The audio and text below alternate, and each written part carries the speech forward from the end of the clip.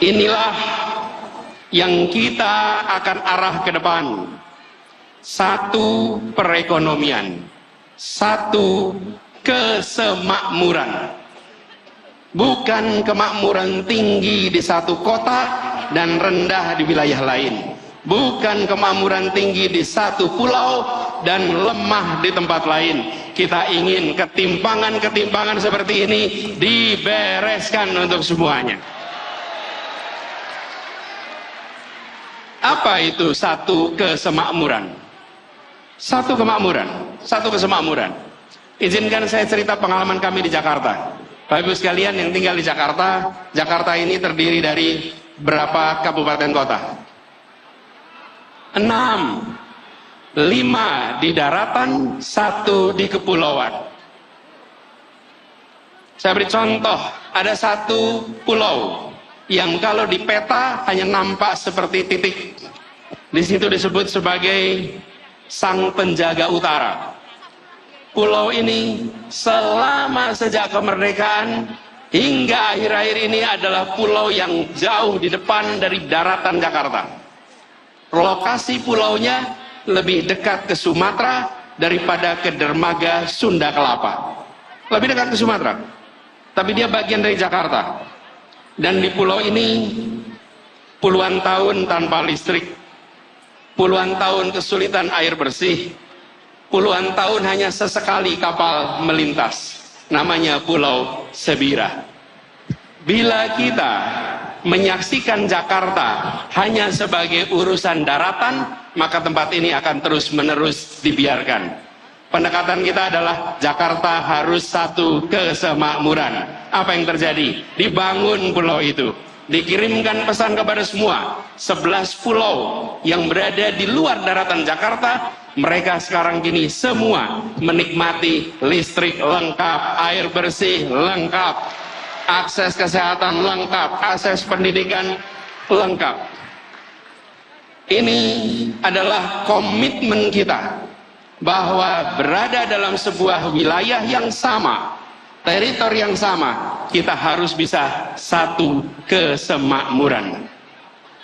Dan ketika ini diterapkan, prinsip kita adalah begini. Lokasi pulau itu memang jauh dari Monas, tapi dia adalah bagian dari Jakarta. Anda semua yang hadir di sini, yang dari Aceh, hitungan kilometernya dari Jakarta memang jauh, tapi Anda 0 kilometer dari Ibu Pertiwi. Dari Papua, hitungan kilometer dari Monas memang panjang, tapi Anda 0 kilometer dari Ibu Pertiwi. Dari manapun Anda berada di tempat ini, hitungan kilometernya panjang, tapi sesungguhnya Anda 0 kilometer dari Ibu Pertiwi. Inilah yang harus dikembalikan. Inilah yang harus menjadi pegangan kita, bahwa republik ini tidak didirikan dengan perhitungan ongkos, untung dan rugi. Republik ini didirikan dengan janji untuk seluruh tumpah darah Indonesia. Jadi kita berbicara tentang Indonesia ke depan, berbicara tentang Indonesia yang satu kesemakmuran, bukan Indonesia yang terpisahkan karena jejak kesejahteraan yang berbeda-beda. Prinsip yang kita dorong adalah pertumbuhan yang berkualitas, bukan semata-mata pertumbuhan yang angkanya tinggi. Pertumbuhan yang angkanya tinggi tapi tidak berkualitas tidak dirasakan oleh rakyat kebanyakan. Apa itu pertumbuhan yang berkualitas? Pertumbuhan yang berkualitas adalah pertumbuhan ekonomi yang tumbuhnya dirasakan oleh semua, yang pemerataan beriring bersama dengan pertumbuhan. Ada pertumbuhan yang begitu tinggi tetapi rakyatnya tidak merasakan. Kenapa? Karena hanya ada 1-2 sektor yang tumbuh utama, yang lain hanya menonton dari rumahnya masing-masing. Inilah yang kita ingin jangkau semuanya. Kemudian kita tahu negeri ini punya begitu banyak peluang. Dan pemerintah harus memastikan bahwa sumber daya yang diberikan oleh pemerintah untuk rakyatnya adalah sumber daya yang tepat. Kita menghadapi tantangan lingkungan hidup, itu menjadi kenyataan bagi kita. Solusi menghadapi masalah lingkungan hidup, apalagi soal polusi udara, bukanlah terletak di dalam subsidi untuk mobil listrik. Yang pemilik mobil listriknya adalah mereka-mereka yang tidak membutuhkan subsidi. Betul? Kalau kita hitung, apalagi ini contoh, ketika sampai pada mobil listrik, emisi karbon mobil listrik per kapita per kilometer sesungguhnya lebih tinggi daripada emisi karbon bis berbahan bakar minyak. Emisi per kilometer per kapita untuk mobil listrik dibandingkan dengan bis berbasis BBM. Kenapa itu bisa terjadi? Karena bis memuat orang banyak, sementara mobil memuat orang sedikit. Ditambah lagi pengalaman kami di Jakarta, ketika kendaraan pribadi berbasis listrik, dia tidak akan menggantikan mobil yang ada di garasinya. Dia akan menambah mobil di jalanan, menambah kemacetan di jalan. Jadi, yang didorong ke depan adalah demokratisasi sumber daya, bahwa kita mengarahkan agar sumber daya yang dimiliki negara diberikan melalui sektor-sektor yang memberikan manfaat nyata bagi masyarakat banyak, bukan semata-mata untuk mendapatkan perhatian dalam percakapan, apalagi percakapan sosial media. Karena itulah kita ingin dorong ke depan, insya Allah jalan-jalan tol yang sekarang sudah dibangun secara amat baik oleh pemerintahan hari ini, kedepannya nantinya dipenuhi oleh kendaraan-kendaraan umum berbasis dengan listrik ke depan. Kendaraan-kendaraan logistik berbasis listrik, bukan pribadi tapi kendaraan umum. Dan kita tahu, begitu bicara kendaraan logistik, kendaraan umum, pengangkut massal, maka dia bukan hanya memindahkan badan, bukan hanya memindahkan barang, dia sebetulnya adalah alat untuk membangun perasaan kesetaraan, alat membangun perasaan persatuan. Jadi ke depan ini adalah contoh bagaimana kebijakan disusun berdasarkan gagasan, bukan sekedar kebijakan tanpa narasi, tanpa gagasan. Urutannya harus jelas, bukan hanya karya, tapi karya berbasis narasi, narasi berbasis gagasan. Dan gagasannya di sini adalah tadi yang saya sampaikan, kesemakmuran, kesetaraan, keadilan. Dan begitu ada pembagian sumber daya, maka pembagian sumber daya ini adalah memasukkan unsur-unsur gagasan itu. Karena itulah ketika kita melihat ke depan, kita membayangkan bahwa pembangunan ke depan adalah pembangunan yang menjangkau semua, bukan menjangkau sebagian. Tadi ada ilustrasi, saya ingin cerita sedikit. Suatu ketika saya datang di sebuah pulau, namanya Pulau Selaru. Pulau Selaru ini di ujung timur tenggara Maluku Tenggara Barat. Posisinya sedikit di atas Darwin. Ini adalah ujungnya Indonesia. Saya datang ke pulau itu, lalu mereka memulai acara dengan berkumpul kira-kira 100 orang. Di tempat itu belum ada listrik. Lalu mereka menyiapkan diesel untuk sound system. Dieselnya ditaruh kira-kira 20-30 meter dari lokasi acara, supaya ramainya diesel tidak terdengar kita. Di tempat itu acara mau dimulai. Lalu yang mimpin acara bilang, saudara-saudara semua, mari kita berdiri menyanyikan Indonesia Raya. Hati saya bergetar. Di sebuah tanah yang listriknya belum masuk, mereka memulai acara dengan menyatakan kami mencintai republik ini, walaupun republik ini belum menunaikan janjinya di tempat ini. Mereka belum merasakan kesejahteraan fasilitas seperti kita. Yang mereka miliki masih terbatas, tapi mereka mengirim pesan pada tamu yang datang dari Jakarta. Pak Anies, bisa jadi kami belum punya listrik, bisa jadi kami belum sejahtera, tapi jangan pernah ragukan keindonesiaan dan kecintaan kami pada Indonesia. Saya menemukan kalimat-kalimat seperti di berbagai tempat. Saya datang ke sebuah tempat namanya Sentolo. Sentolo ini di Jawa, di Kulon Progo. Ngobrol dengan warga. Di tempat itu ketika saya bicara, mereka cerita, Pak Anies, tempat ini sudah diukur akan dipakai untuk pembangunan jalan tol. Rumah saya akan kena. Lalu saya tanya, bagaimana Pak rumahnya kena? Oh nggak apa-apa Pak, biarkan tanah ini dipakai untuk pembangunan, karena ini adalah untuk kepentingan negara, ini untuk kepentingan masyarakat banyak. Dia belum sejahtera, dia kondisinya masih minim, tapi dia mengatakan pada semua bahwa kecintaan kami bukan berdasarkan kekayaan material. Kami mencintai Republik ini secara tanpa syarat. Kami sekalian, kita-kita yang berkumpul di tempat ini, kita-kita yang memperjuangkan Indonesia yang lebih baik, kita harus ingat bahwa ada saudara-saudara kita yang lokasinya hitungan kilometer jauh dari Jakarta, jauh dari Monas, tapi mereka 0 kilometer dari Indonesia, dan mereka harus merasakan kesejahteraan yang meningkat secara amat serius. Itulah sebabnya bicara tentang kesemakmuran harus konkret. Kami coba wujudkan kemarin di Jakarta, dan insya Allah bila Allah nanti takdirkan, tahun depan kita akan merasakan sebuah penentuan arah. Pemilu Pilpres 2024, Anies Presiden. Bukan soal meneruskan atau tidak meneruskan sebuah program. Bukan. Pemilu 2024, pemilu 2019, pemilu 2014, dan pemilu-pemilu lainnya adalah sebuah kesempatan untuk menengok kembali arah perjalanan bangsa.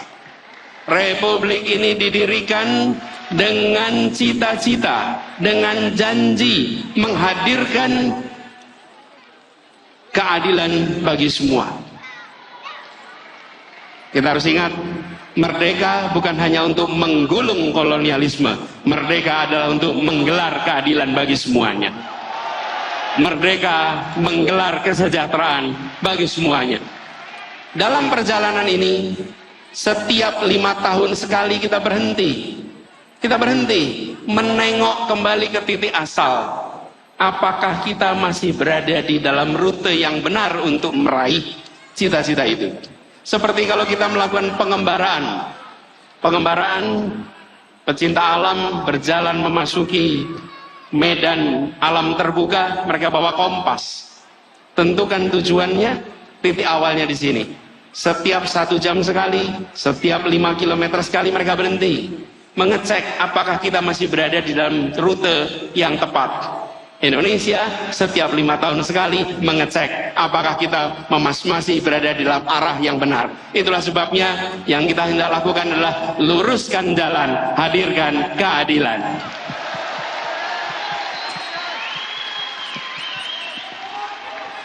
Teman-teman semua, para relawan dan semua simpatisan pendukung yang saya hormati, saya berkali-kali mengatakan bahwa relawan itu adalah pribadi-pribadi mulia.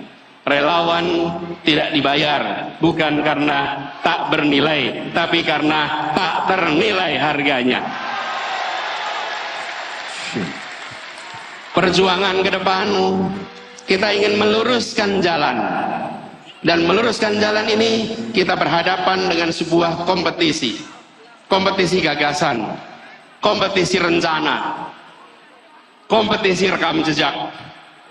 Dan dalam kompetisi ini kita akan berhadapan dengan lawan yang memiliki sumber daya yang luar biasa besar. Lawan yang memiliki kekuatan yang sangat besar.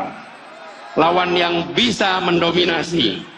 Tapi kita yakin, niat baik bersama orang baik, tujuan baik, insya Allah Allah bukakan pintu-pintu untuk keberhasilan.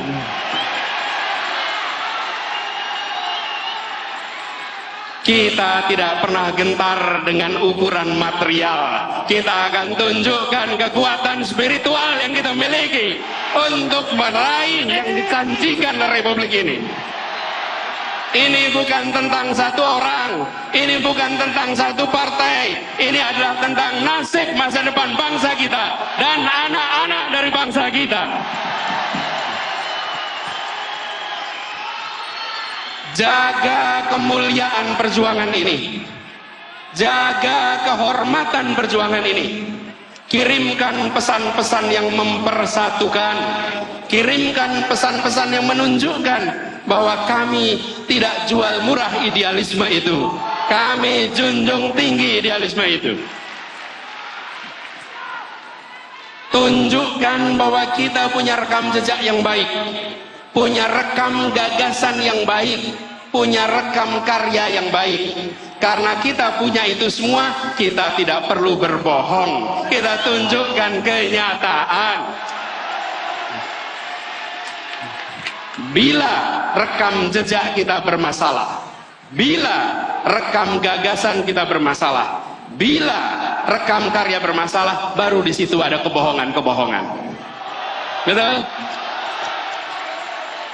Karena itu kalau kita menyaksikan ada kebohongan diproduksi, sebenarnya itu adalah cerminan rasa tidak percaya diri atas yang dimiliki.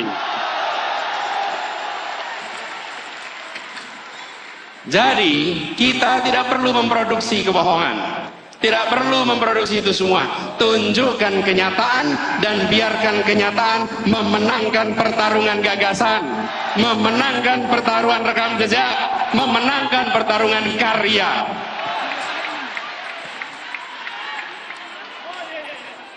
Dan kita ingatkan kepada semua bahwa bisa jadi ada lawan, tapi tidak ada musuh.